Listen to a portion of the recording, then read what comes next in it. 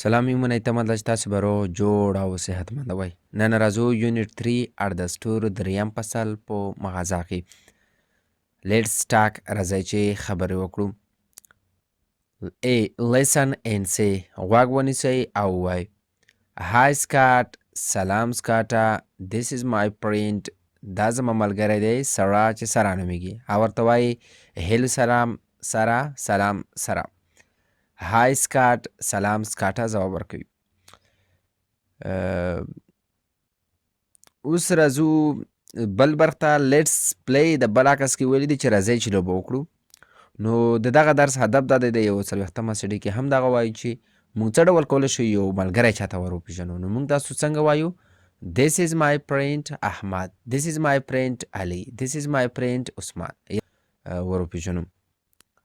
نو بي ته راشئ listen and point and say غوږ ونیسئ په نښه کړئ او ووایئ دغه سندره This is my friend دا زما ملګری دی This is my friend سره دا زما ملګری سره دی This is my friend سکار دا زما ملګری سکار دی هیلو سره سلام سره هی سره سکار سلام سکار This is my friend سره دا زما ملګری سره ده This is my friend سره دا زما ملګری سره ده هیلو سره هیلو سره This is my friend سکار دا زما ملګری سکار دی This is my friend سکاټ دا زما ملګری سکاټ دی لیټس پلی راځئ چې لوبه وکړو. های سکاټ سلام سکاټ دا یوه زمزمه دی خو ترانوم کې ویل کېږي تاسو یې خپله ووایئ. نو سی ته راشئ سی ووایئ ان اکټ او ترسره یې کړئ انټروډیوس یور فرینډ خپل ملګری څنګه وکړئ یو چاته یې وروپېژنئ. مثلا یو د های او هیلو کلمه های عموما چې ډېر زیات استعمالېږي په غیر رسمي ځایو کې استعمالېږي او بل د هغه کسانو لپاره استعمالېږي چې له تا نه په عمر کې کشر وي که نه او هیلو بیا د هغه لپاره استعمالوي چې ستا نه په عمر کې زیات وي او په رسمي اداراتو کې هم استعمالېږي. نو مثال وګورئ که های وای نو دا باید ستا نه عمر کې کشر وي لکه های علي سلام علي نو تا ځان ور وپېژنه چې This is my friend دا زما ملګری څوک دی عثمان. نو دغه ډول کولی شو موږ تاسو ملګری یو چاته ور وپېژنو هغه به بیا سلام ورکړي چې هیلو که عثمان یې ورپېژندلی و هیلو عثمان سلام عثمانه پوه شوئ انشاءالله هدف نه. نو اوس راشئ نور لغتونه وایو لیټس لرن راځئ چې زده کړو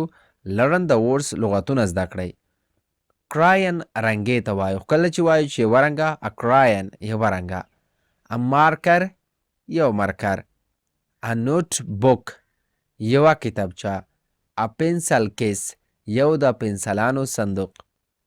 کراینس کله چې بیا نه استعمالوو کله چې ډېر وي ښه نو پنځمه شمېره کې کراینس رنګې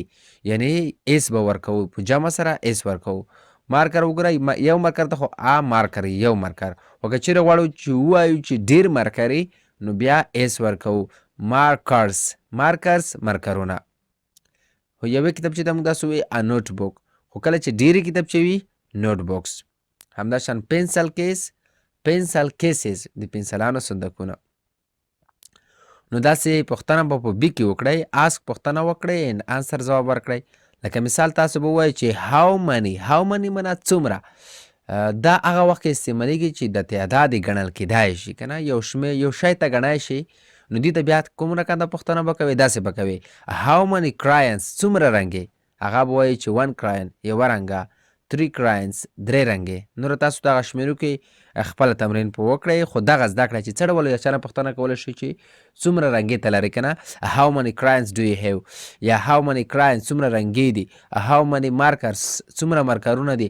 هاو منی